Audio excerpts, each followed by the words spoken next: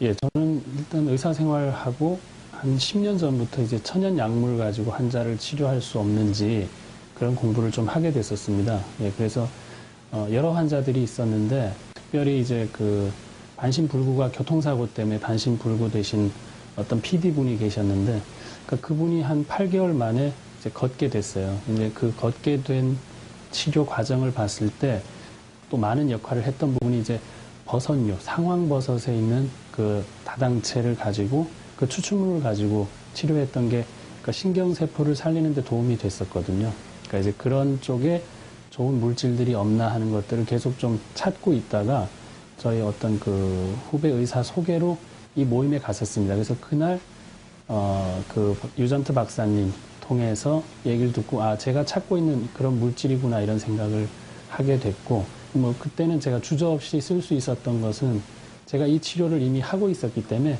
물질만 제가 이제 찾아서 그걸 제가 활용할 수 있게만 되면 되니까 예 다른 의사분들이 접한 것보다는 좀 쉽게 접하지 않았을까 하는 생각이 듭니다.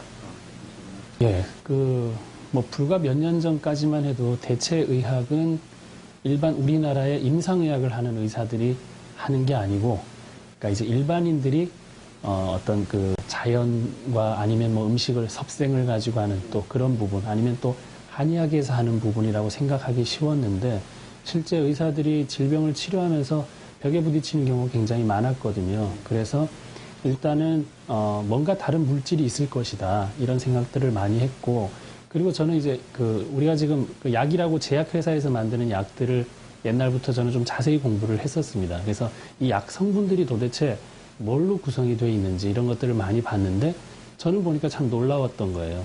우리가 그 성분을 보면 이런 그 뭐 외국에 있는 식물에서 추출했고 이런 것들이 다 약으로 만들어져 있는데 우리가 그냥 약 이름만 외우고 있거나 아니면 그 약의 작용만 알고 있었던 게 너무 많았었어요. 그래서 일단 천연 물질을 통해서 지금 약을 만드는 게 한 80% 정도가 천연 물질로 바뀌고 있거든요.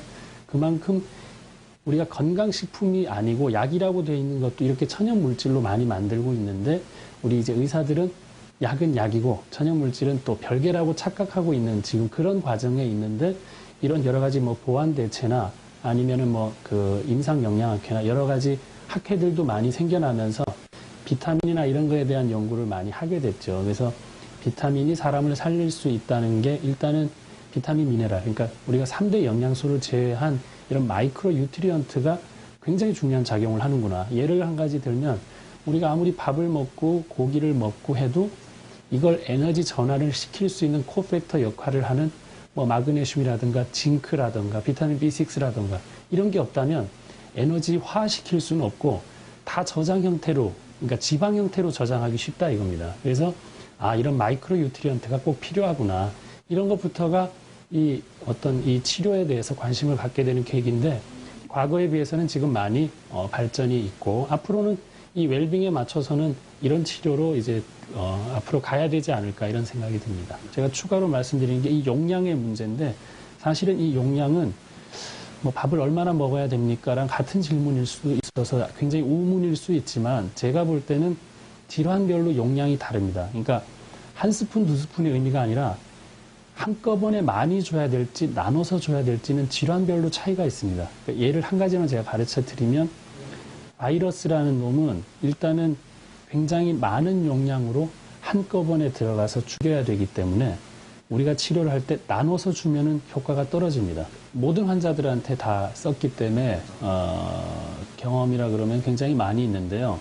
그러니까 이제 주의할 것은 이 좋은 물질이 있기 때문에 이것이 모든 걸 치료한다가 아니라 반대로 모든 환자에게는 이 어떤 이 글리코 영양소가 필수적으로 우리가 섭취를 해야 될 부분이다. 왜냐하면 이제 부족한 부분이 많으니까. 그러니까 한 이제 12살짜리 애인데 아토피를 12년간 그냥 앓았어요. 그래서 치료가 정말 안 됐는데 저는 이제 제가 하는 거는 몸에 나쁜 물질은 바깥으로 빼내고 좋은 물질을 넣어주는 이 딱 두 가지 개념으로 치료를 하고 있거든요. 그 중에 이제 해독이란 개념이 중요한데 그 해독과 더불어서 이 좋은 물질인 이 글리코 영양소를 섭취하게 함으로써 한 3개월 정도 지나서 아토피가 완전히 사라졌거든요.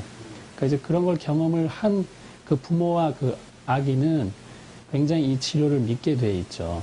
제가 경험한 바로는 모든 환자들한테는 증상의 호전을 다 가져왔고, 그리고 우리가 한 가지 지금 조심해야 될 것은 암 환자를 치료한다 이 개념이 어떤 그 암이라는 게 완전히 없어진다가 출발이 아니고, 암 환자가 오늘도 불편할 수 있는, 오늘도 대변을 못 본다면 그 대변을 볼 수 있게 하는 치료부터 시작을 해야 암이 치료가 되거든요. 그러니까 너무 우리가 큰 치료, 암은 치료될 수 있다 없다 이 두 가지 명제만 가지고 얘기하거든요. 그게 아니라 암 환자도 오늘은 몸이 편할 수가 있거든요. 그러니까 편하게 해줄 수 있는 데는 이런 영양소가 꼭 필요하거든요. 그러니까 그런 개념으로 치료 접근을 해야 많은 분들이 이해할 수 있지 않을까, 그런 생각이 듭니다. 그 글리코 영양소라는 거는 일단 그 의학적으로 이제 밝혀져 있는 우리 몸에 필요한 중요한 성분인데, 더 중요한 거는 이 성분을 어떻게 얻었냐, 품질 보증이 됐냐. 우리가 물이 좋지만 그 물이 어떤 물이냐가 중요한 것처럼, 그러니까 그런 것들을 구분할 수 있고 우리가 검증할 수 있는 제도가 있어야 되지 않을까 싶은데, 지금 글리코 영양소로는 굉장히 그런 그 백데이터, 그러니까 이제 백그라운드가 있는 부분이 있어서 저희가 믿고 쓸 수 있는 여러 가지 데이터가 있다는 게 중요하고, 앞으로 더 중요한 거는 이게 이제 임상적으로 얼마나 많은 어떤 그 결과치를 낼 수 있느냐가 또 중요하겠죠. 그래서 계속 돼져야 될 문제고, 그러니까 우리가 지금 그 글리코 영양소도 마찬가지지만 그렇게 필요한 우리의 그 음식 중에 하나라고 생각을 한다면 굉장히 접근하기 쉬운데, 우리가 배울 때 그렇게 잘 안 배웠어요. 임상의학을 한 사람들은 약은 3상 실험을 거쳐야 되고, 그 실험 결과가 어땠고 논문이 통과돼야 되고 그래야지만 약으로 쓰고, 약 말고는 음식과 약 외에 중간 단계는 없다고 생각을 하거든요. 그게 굉장히 잘못된 게, 약을 공부해 보면 그렇지 않다는 걸 알 수 있거든요. 그러니까 아까도 말씀을 드렸던 것처럼 천연 재료를 가지고 지금 약 만드는 게 지금 80%까지 왔어요. 전 세계에서.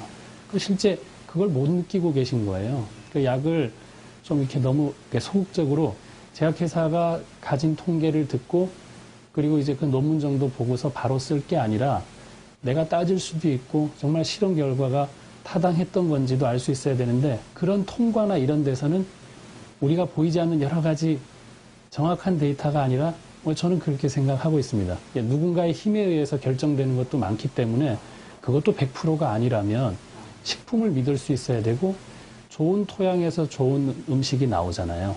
그러니까 그런 근원지가 어떤 건지를 파악하는 그런 능력을 가지고 있어야 환자들이 뭘 물어봤을 때 정확하게 얘기해 줄 수 있단 말입니다. 저는 좀 안타까웠던 게, 여성이 배가 아팠을 때 대부분 골반염으로 진단을 해서 한 달간 항생제를 장기간 그냥 복용하고, 그 항생제하고 진통제 때문에 소화가 안 돼서 위벽이 헐고 하는 것들에 대한 보완을 너무 소홀히 했다는 거죠. 근데 그 골반염 자체도 더 웃기는 거는, 장 기능이 잘 안 좋으면 장이 정체가 많이 되고, 그 장 정체가 장을 압박하는 것 때문에 통증이 있을 수 있는데, 모든 걸 골반염으로 또 얘기할 수 있어서 항생제가 아니라 그 장 기능을 좋게 하면 치료될 것을 너무나 우리가 항생제를 많이 쓰는 그런 형태도 있었다는 겁니다. 물론 의사분들이 적절하게 쓰시겠지만, 제가 나무라는 뜻이 아니라 우리가 좀 더 이런 부분을 생각하지 않는다면 항생제 남용이나 이런 것들 막기가 어렵지 않을까, 그런 생각이 들거든요. 그래서 저는 장에 대한 치료를 해서 좋아진 환자가 너무 많았고, 그중에 글리코 영양소가 이런 물질들이, 장에 도움되는 물질들이 굉장히 많아서 많은 이제 이득을 볼 수 있었습니다.